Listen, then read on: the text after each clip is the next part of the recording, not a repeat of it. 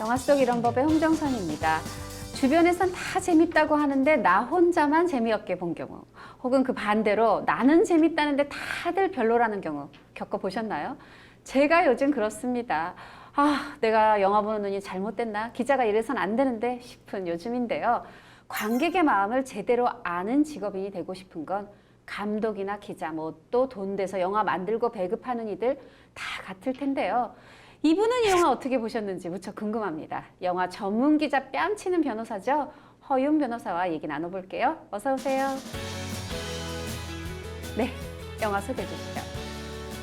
건축학개론의 조정석과 공조의 이민화가 만났습니다. 코미디로 풀어낸 재난 영화 엑시트입니다.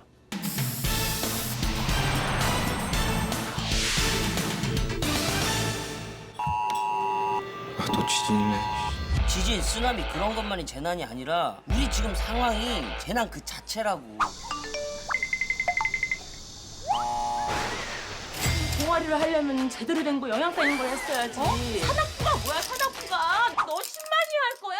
그 아들이라고 하나 소개하려고 그러는데 할 말이 없어, 할 말이 그냥. 우리 지금처럼 편한 오빠 동생 사이로 지내자.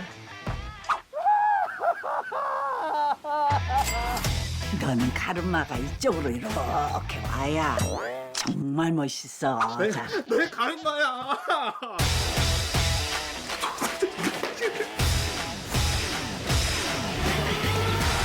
현재 퍼지고 있는 흰색 가스의 직접 노출 시 수분 내 사망에 이르게 하는 유독성의 가스임이 확인돼.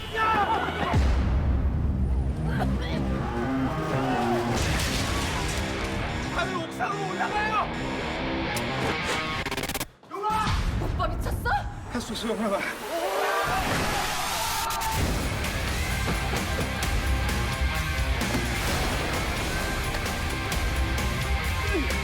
가스 테러 현장에서 대피 중인 시민의 모습이 포착됐습니다.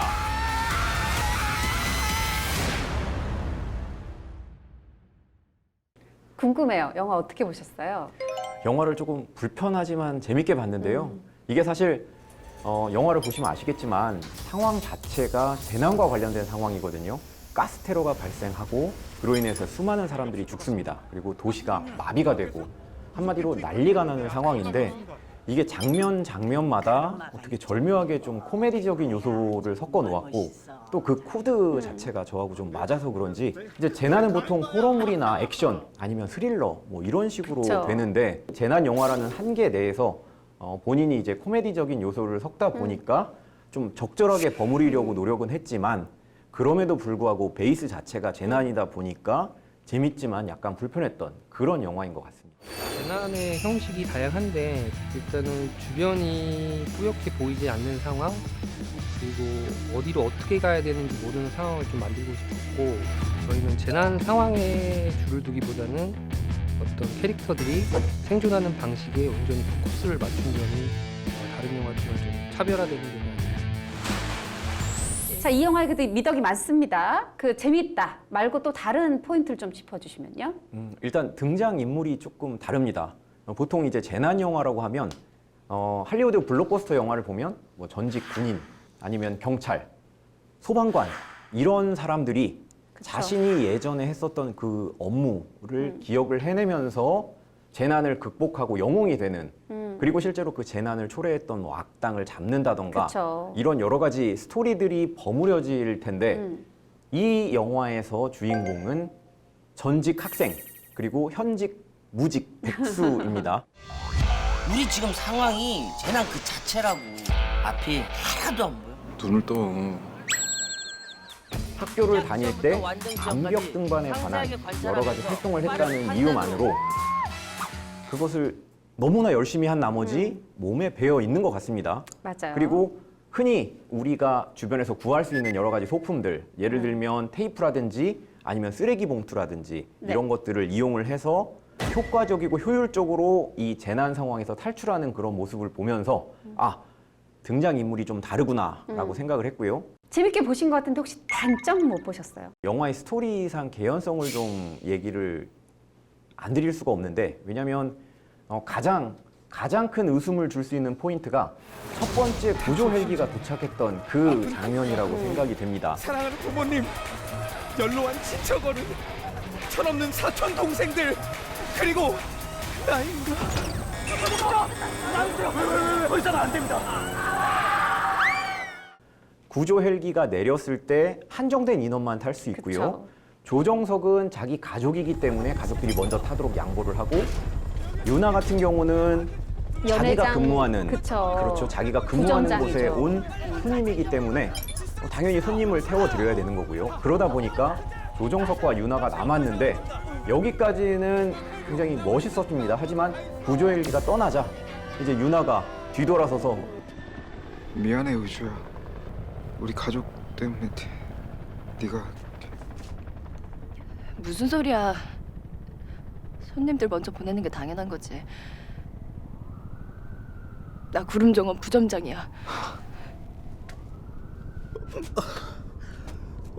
너 좀 이런 상황에서도 울먹울먹거립니다. 그러면서 나도 타고 싶었는데 저거 안 타면 어떻게, 굉장히 현실적이고 이 부분에서 이제 관객들이 뭐 엄청나게 이제 웃는 사람도 있었고요. 여기까지는 좋았습니다. 현실적인 좋아요. 상황을 반영을 했으니까요. 근데 두 번째 구조 헬기 장면이 나옵니다. 조정석과 임윤아가 무지무지하게 달려서 건물을 건너뛰고 지붕을 타고 그래서 어떤 건물에 도착을 했습니다. 네. 그리고 구조 헬기가 이제 그들을 봤어요. 그쵸. 그런 상황에서 앞 건물을 보니 이제 중학생 정도 돼 보이는 학생들이 한 곳에 모여 있었거든요. 자기들한테 다가오는 구조 헬기를 마다하는 거죠. 그쵸. 마다하면서 저 학생들한테 가라라고 뭐 화살표까지 만들어서 이렇게 보내주는데 사실 건물에 그 학생들만 남아 있었다는 것도 이해가 안 되고요. 그리고 구조 헬기가 그 학생들을 한 번에 알아차렸다는 것도 의문이고, 그리고 그 전 장면에서 그렇게 유나가 그렇게 슬퍼했는데 본인이 구조를 못 받아서요. 구조가 안 돼서 슬퍼했는데 그럼에도 불구하고 그렇게 미련 없이 깨끗하게 자신의 구조 기회를 포기했다는 그것도 사실 그쵸. 개연성이 있다고 보기는 어렵습니다. 현재 퍼지고 있는 흰색 가스의 직접 노출 시 수분 내 사망에 이르게 하는 유독성의 가스임이 확인돼 그래 가자. 완등.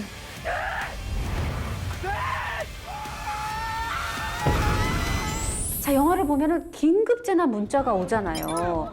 근데 사실 이미 막 위기 다 닥쳤는데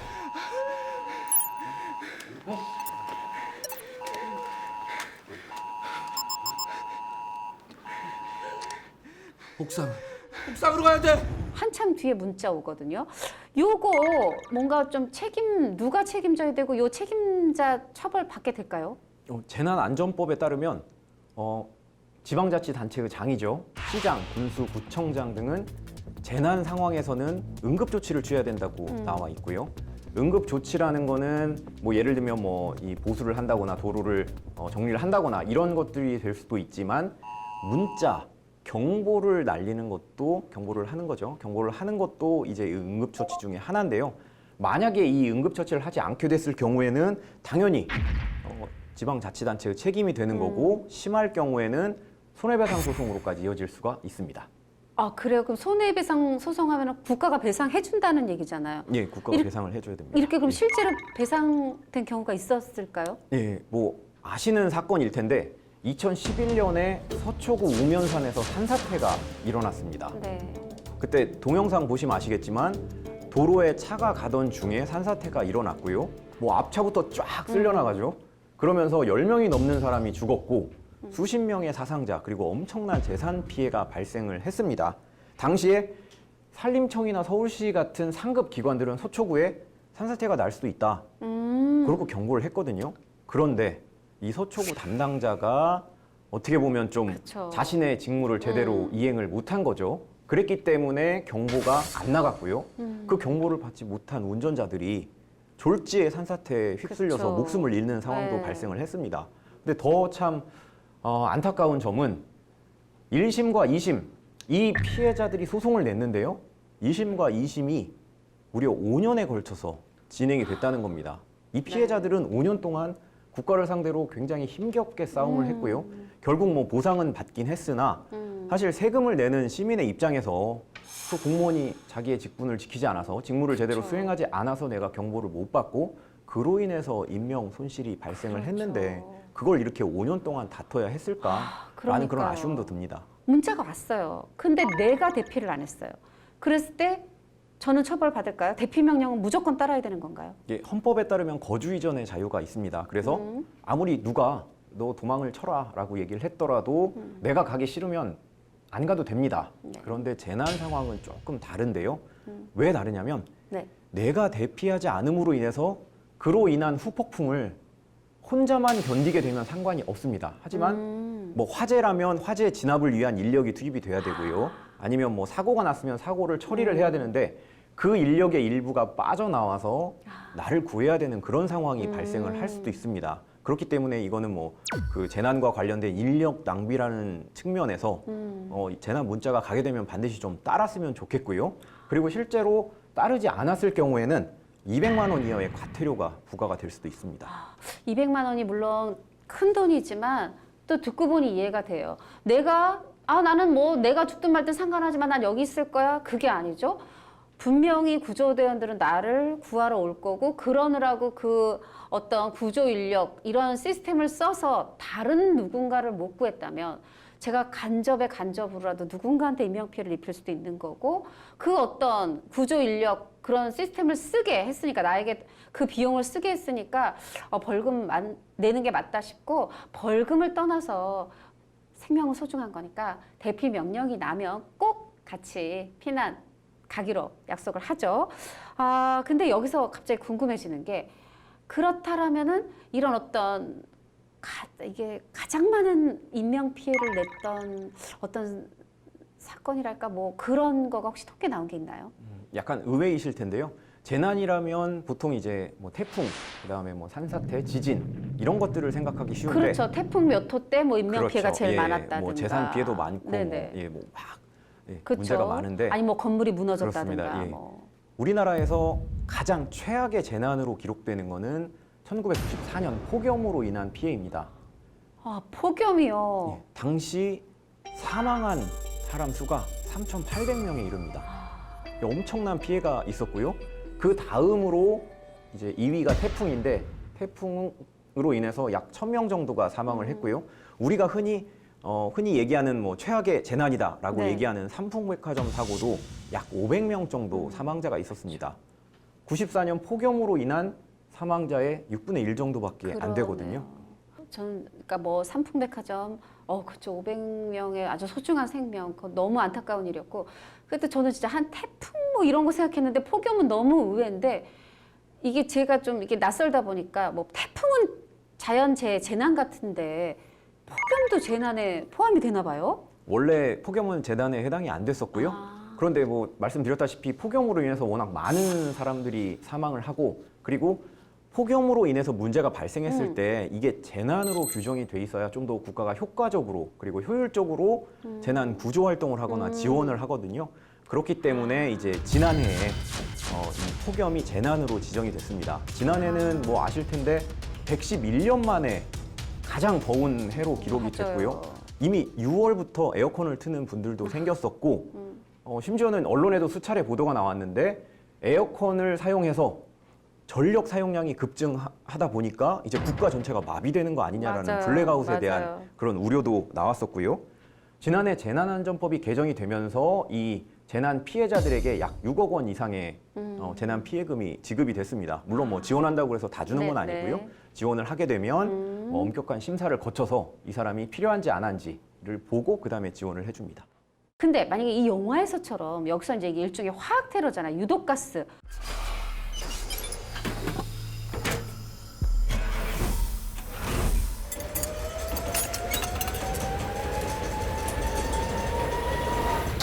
터졌어요. 이럴 때 나라는 좀 어떤 조치를 빨리 취해야 될까요? 실제로 특별 재난 지역으로 지정하는 게 가장 급선무인데요. 예, 지정하는 거는 대통령이 지정을 하지만 실제로 건의를 올리는 것은 대책본부에 있는 지방자치단체의 장들이 네. 이제 건의를 올리는데요. 특별 재난 지역으로 지정이 되면 좋은 게 뭐냐면 기존의 자연재해에 따른 국고 보조는 약 50% 정도였는데 재난 지역으로 지정이 되면 80%까지 그게 상승을 하고요. 뭐 신속한 지원이라든지 아니면 지원의 양이라든지 이런 것들을 지정을 해야만 혜택을 많이 받을 네. 수 있고요. 또 주택이라든지 도로라든지 뭐 파손된 이런 것들에 대해서 신속한 공사가 이제 될 수가 있고요. 그리고 또 피해 주민은 뭐 주민 지방세라든지 이런 각종 세금을 유예받거나 아니면 면제받을 수도 있고 고등학교 뭐 학자금 같은 경우에도 면제가 되거나 이런 각종 지원책들이 좀 포함이 되어 있습니다. 재난 지역 선포하는 게 중요하군요. 여기 이제 임윤아 씨가 연회장에서 부점장으로 일어났는데 여기 점장이 이 말하자면 연회장의 주인이에요. 아 근데 이 사람이 이 임윤아 우리 의주 씨를 대하는 태도가 좀 못마땅하더라고요. 막 자기 이러면서 막 이렇게 뭐 꼬집고 이렇게 막 건드리고 막 이래요. 이것도 뭔가 좀 이렇게 법적으로 저촉이 되는 행동일 것 같은데 좀 설명을 해주시죠. 예, 뭐 아마 다 아실 텐데 그 점장이 유나에게 한 행동은 당연히 성희롱이 맞습니다. 이게 양성평등 기본법에 좀 규정이 돼 있는데요. 그 규정 자체를 좀 살펴보면 네. 업무, 고용, 그 밖의 관계에서 상급자가 하급자에게 하는 언동에 관한 건데요. 그게 상대방이 굴욕감이나 성적인 수치심을 느낄 만한 수준이면 이것은 성희롱이다. 이렇게 규정이 돼 있습니다. 아 그렇군요. 자 성희롱. 근데 우리가 흔히 뭐 특히 이제 남자분들이 이런 얘기 많이 하시죠. 성희롱 이거 너무 기준이 애매해. 뭐 이렇게 얘기하고 또 우리가 잘 법에 대해서 모르면서도 아니 느낀 사람이 피해자가 그렇게 느꼈으면 성희롱이야. 막 이런 말도 하는데 이게 법적으로 정말 맞는 얘기일까요? 예, 뭐 개인이 성희롱을 당했고 그로 인해서 불쾌하게 느꼈다고 해도 이게 성희롱이 될 수도 있고 사실 안 될 수도 있습니다. 왜냐하면 불쾌하다는 거는 주관적인 거고요. 어떤 사람에게 불쾌하다는 게 또 다른 사람에게는 아무렇지도 않을 수가 있기 때문에 주관적으로 내가 불쾌했으니 성희롱이다 이러는 거는 성립하지 않고 객관적인 제3자가 봤을 때 이거는 누가 봐도 성희롱이 맞아, 이건 누가 봐도 불쾌해라고 했을 경우에만 성희롱이 성립이 됩니다. 아 그러면 누가 봐도 성희롱인 그 객관적으로 성희롱을 했다면 어느 정도의 처벌이 기다리나요? 실제로 아쉽게도 이제 성희롱으로 인해서 형법에는 처벌 규정이 없습니다. 아 그래요? 예, 형법에는 성희롱을 처벌하는 규정이 없고요. 물론 지금 국회에는 개정안이 올라가 있긴 합니다. 성희롱을 실제로 처벌하자라는 법안들이 올라가 있는데 이게 통과될지는 사실 미지수고요. 반면에 직장 내 성희롱의 경우에는 남녀고용평등법에서 일정 부분 이제 네. 제재 조항을 마련을 해놓고 있습니다. 사업주가 직장 내에서 성희롱을 했을 경우에는 과태료 1,000만 원이 부과가 될 수가 1,000만 있고요. 원. 예, 사업주가 성희롱 문제 제기를 한 피해자를 뭐 해고를 하거나 그렇죠. 불이익한 그런 위치로 뭐 강등을 전보를 시키거나, 시키거나. 그렇죠. 그런 좀 안 좋은 행위를 했을 때는 3년 이하의 징역 또는 2천만 원 이하의 벌금을 물 수가 있고요. 그리고 뭐 정보통신망이나 카톡을 통해서 뭐 성희롱을 했을 경우에는 뭐 형법에 뭐 명예훼손이라든가 모욕 이런 네. 관련된 처벌 조항이 있거든요. 이 처벌 조항에 의해서도 처벌을 하는 것이 가능합니다. 오늘 처음 알았어요. 성희롱이 형법에 의해서는 처벌되지 않는다. 뭐 고용평등법 이런 게 있어서 뭐 어떻게든 벌금이든 뭐 형을 살든 처벌이 있기는 한데 더 중요한 거는 어떤 처벌을 받는가 보다 성희롱 없는 세상 그게 요원하지만 이뤄졌으면 하는 바람이고요. 다시 영화로 돌아와서 이 엑시트에 굉장히 많은 드론이 등장하는 장면이 있잖아요. 가스 테러 현장에서 대피 중인 시민의 모습이 포착됐습니다. 그래 가자. 완등.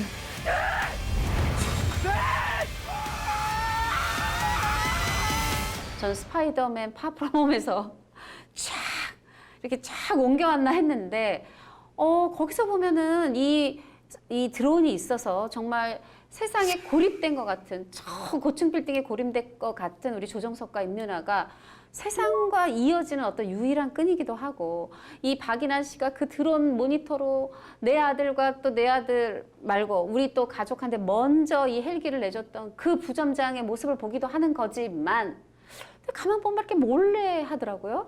이 드론 불법인가요? 왜 이렇게 몰래 이렇게 하고 있었던 거죠? 이게 드론은 사실 항공법에 규제가 돼 있고요. 항공법상 초경량 비행 장치에 해당이 됩니다. 그래서 드론을 소유한 사람은 국토교통부에 네. 내가 드론을 소유하려는 목적 그리고 뭐 이름이나 이런 것들을 다 신고를 해야 되는 거고요. 그리고 인구 밀집 지역에 좀 위험한 상황이 발생할 것 같으면 드론을 띄워서는 안 되고요.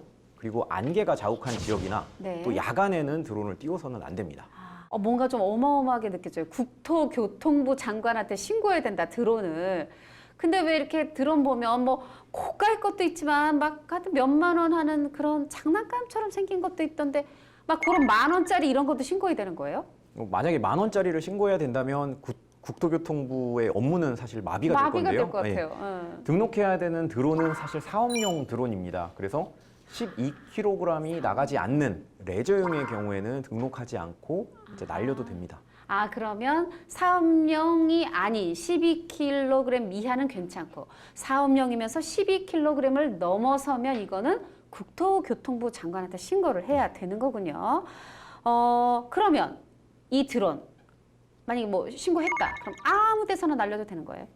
비행금지 구역에서는 날리시면 안 되는데요. 비행금지 구역은 뭐 예를 들면 청와대 근처인 서울 강북이 될 수가 있고요. 그리고 뭐 공항, 그리고 뭐 비행장, 공항, 그리고 뭐 원전, 발전소, 사회 기관 시설이 모여 있는 곳을 이제 비행금지 구역으로 정해서 이쪽에서는 이제 드론을 날리면 안 되고요. 아하. 만약 해당 지역에서 드론을 날리게 되면 네. 청와대 인근 같은 경우에는 뭐 수도방위 사령부에서 출동을 해서 군인들이 출동을 해서 누가 드론을 날렸는지 이제 색출이 들어올 거고요. 만약에 걸리면 혐의가 없더라도 200만 원의 벌금을 내는 거는 사실 피할 수가 없습니다. 왜냐하면 이 비행 금지 구역이라는 곳은 민간 항공기, 군용 항공기 모두 그 어떠한 비행 물체도 날릴 수가 없습니다. 그렇기 때문에 이 지역을 날아다니는 비행 물체들은 뭐 UFO밖에 없다 이런 농담도 있습니다. 아, 그러네요. 뭐 민간기, 군용 항공기도 못 가는데 드론이 가서는 당연히 안 되고 뭔가 다른 비행기랑 부딪히는 안전 문제도 있지만 말씀하시는 거니까 뭐 청와대라든가 기관 시설은 그 어떤 정보나 비밀 이런 게 누설되면 안 되니까 또 드론 띄워서 촬영하면 안 되겠다 뭐 이런 생각도 드는데 근데 이 영화에서 이거는 제가 보기에 이제 레저용 같아요. 12kg 이하. 근데 그래도 어떤 이 인명을 구하려고 우리 용남이랑 의주를 구하려고 한 건데 그래도 법에 엄격한 적용을 받아야 될까요? 사실 그 인명 구조용 드론과 관련해서 약간 여러 가지로 뭐 문제 제기가 좀 있곤 합니다. 왜냐하면 그렇구나. 뭐 군이나 경찰 같은 경우에는 이런 인명 구조와 관련해서는 포괄적인 굉장히 폭넓은 재량권을 부여받고 있거든요. 그래서 네.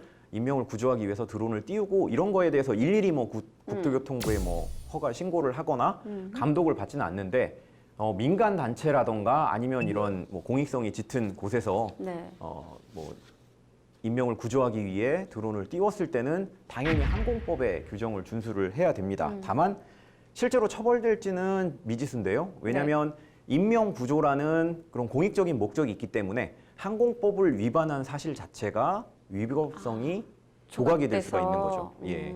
그래서 이제 실제로 처벌받을 수 있을지는 처벌받을지는 좀 미지수입니다. 아, 그렇군요. 아니 근데 그 비행 금지 구역 말고요. 비행 금지 구역 아니라고 해도 예를 들면 요새 정말 뭐 드론 거의 뭐 레저용인 것 같은데 이렇게 크진 않으니까 정말 가지고 계신 분도 많고 날리는 분들도 많아서 이렇게 제가 좀 아파트 위층 꼭대기층에 사는데 정말 날아다니는 게 있어요. 근데 만약에 여름에 더워서 창문 열어놨는데 슉 만약에 날아다닌다 아니면 마루까지 안 들어와도 이렇게 바깥에서 슉 올라오면 이게 좀 마루라든가 이렇게 사생활 촬영이 될 수도 있잖아요. 그럴 때 저는 그러면 어떤 조치를 취할 수 있을까요? 일단은 항공안전법상 12kg 이하의 레저용 드론은 특별한 뭐 허가 없이 드론을 날릴 수가 있기 때문에 드론 자체가 떠서 돌아다니는 거에 대해서는 비행 금지 구역이 아니면 그거에 대해서는 좀 문제 제기를 하기가 좀 어렵고요. 다만 이제 촬영의 경우에는 뭐 레저용이라 할지라도 이거는 뭐 신고를 해야 되니까 그 부분 문제 제기를 할 수가 있고요. 그리고 더 크게 문제가 될 수 있는 게 뭐 여름에 샤워를 하고 나와서 그냥 속옷을 안 입고 있는 상황에서 드론이 촬영을 했다. 그러니까. 이거는 이제 성폭력법, 성폭력폭발법 위반이 됩니다. 그래서 불법으로 촬영을 했기 때문에 5년 이하의 징역 또는 3천만 원 이하의 벌금을 물 수가 있고요. 민사적으로는 사생활 침해 또는 초상권 침해로 손해배상 소송을 당할 수가 있고요. 그렇다고 해도 드론에 돌을 던지거나 내쫓기 위해서 돌을 던지거나 그러시는 분들이 있거든요. 그러시면 안 되는 게 드론이 돌에 맞아서 떨어져서 인명 피해가 나거나 재산상 손실이 날 경우에는 돌 던진 사람 책임이겠네요. 그렇죠. 그 책임을 물을 수가 있습니다. 그래서 그 부분은 좀 조심을 하셔야 됩니다. 저는 사실 엑시트 보면서 이게 뭐 이게 어떤 뭐 법률 관련 뭐가 있을까 싶었는데 이 재난 문자가 빨리 왔느냐 늦게 왔느냐 뭐 대피를 하는 게 맞냐 아니냐 뭐 재난 지역 선포 어떤 국고 보조 지금 또 이런 드론 문제까지 생각보다 다양한 얘기를 했어요. 또 너무 유익한 시간이었다 싶고요. 다음번에 또 어떤 영화 해주실지 기대가 좀 되면서 오늘 시간은 여기서 마쳐야 될 것 같네요. 고맙습니다. 배우가 팬미팅에서 가수 뺨치게 노래를 하고 가수들이 나이가 들며 배우로 변모하는 모습 어제 오늘의 일이 아니죠. 대중문화 장르간 장벽이 없어진 지 오래지만 요즘 연예인들 보면 정말 재주가 많구나 하는 생각이 저절로 드는데요. 소녀시대 유나에서 배우 임유나로 우뚝 선 그녀. 사실 가수 데뷔 전에 드라마부터 시작한 이력이 있고 오디션만 수백 번 봤던 엄밀히 말하면 배우 출신 가수에서 고향으로 돌아온 경우인데요. 그야말로 금이 환영입니다. 예전보다 연기가 한층 안정됐기에 무슨 일이 있었나 물어봤더니 예전에는 잘하고 싶었고 예쁜 모습만 보여드리려 애를 썼는데 이제는 잘하면 좋고 미워 보여도 어쩔 수 없다. 욕심을 좀 내려놨더니 되려 더 잘하게 됐다고 말하더라고요. 그렇습니다. 과유불급. 넘치면 부족함만 못한 만큼 잘했다는 결과보다는 해나가는 과정에서 즐거움을 느끼며 오늘을 즐겨보시는 건 어떨까요? 저는 다음 주에 다시 뵙겠습니다. 늦더위에 건강하세요.